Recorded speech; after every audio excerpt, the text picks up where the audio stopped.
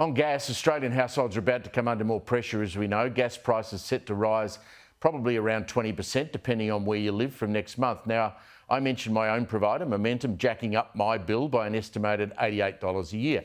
I'm not sure what percentage that would be. I can afford it. But I can only imagine what these increases are going to do to small business, or in fact big business. Joining me to discuss this is the Head of Climate and Energy Environment Policy at the Australian Industry Group, Tennant. Thanks for your time. Wasn't the government intervention supposed to fix all of this, Tennant? So the price intervention came a little late in the piece. It's going to have an impact over time. It already has had an impact on electricity. But for gas, most users and most large retailers were already contracted ahead for most of 2023 by the time that these price caps were announced. So they're going to have some impact, but for most users, they are going to experience the price increases that were already coming at them, at least for this year, and the potential for a bigger impact on price reductions or lower increases for the next couple of years. So you're saying that $88 increase, and it's not much for me, but that was going to come anyway, regardless of what the government did. So what has happened in the local gas market is that global pressures driven by the invasion of Ukraine and the fact that a vast amount of gas is no longer flowing from Russia to Europe. Europe's scouring the world for every bit of gas that they can get that's not from Russia, and prices have risen everywhere. That really started happening back in late February last year. And an enormous amount of contracting ahead has taken place in that time. So by the time that mid-December came around, most of our members had already signed contracts for next year.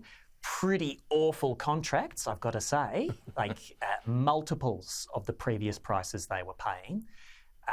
There is some more contracting that's going to need to take place, and making these caps effective for 2023 is very important, but a lot of the cost is already built in.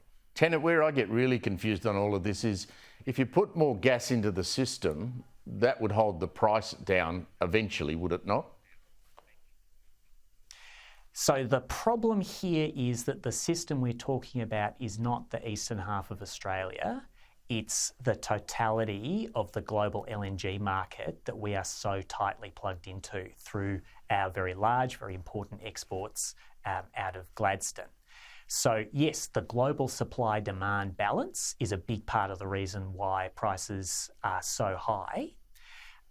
Now, a local shortfall is not the reason why prices are set to be so high. We can, of course, still get a shortfall develop over time if we don't make sure that we are producing enough gas to meet as much demand as we have.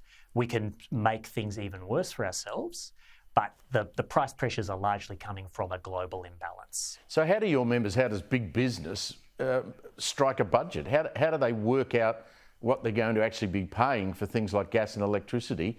You know, we've got locked-in contracts for 2023, but they're doing budgets for 23, yes. 24, I presume. And looking beyond that at how they make the sums add up. So these price increases that we've already seen, that many businesses have already had to lock in, they are very painful for everyone. But businesses are quite different from each other in how much gas they use and how big a part of their cost structure it is. For critical industries like basic chemicals, food processing, for pulp and paper, for alumina refining and many others, this is a huge piece of their cost base. For many others, it's one cost among many. So it's going to have quite different impacts. Of course, some businesses are in a position to pass these cost increases on because their competitors are in the same boat.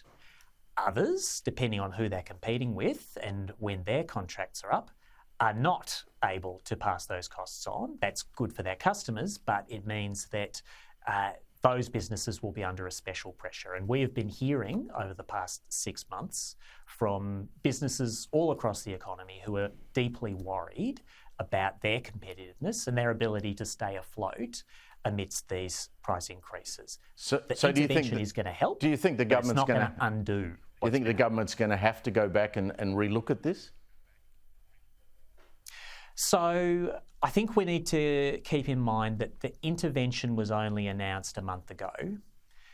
The ACCC put out guidance yesterday to the gas industry and everybody else on how it will enforce the 2023 price cap of $12 a gigajoule on many wholesale gas sales. And that should be all the clarity that the gas suppliers need to go back to doing deals. They have been sitting pat for a month saying we need to work out how this is going to affect us. Well, they should now know, and they should be in a perfectly simple position to re-enter the market and make offers that comply with the $12 cap for this year. Tennant Reid, great to catch up with you. So does the government need to rewrite what they're doing? Yes. I don't think they need to act in that way yet.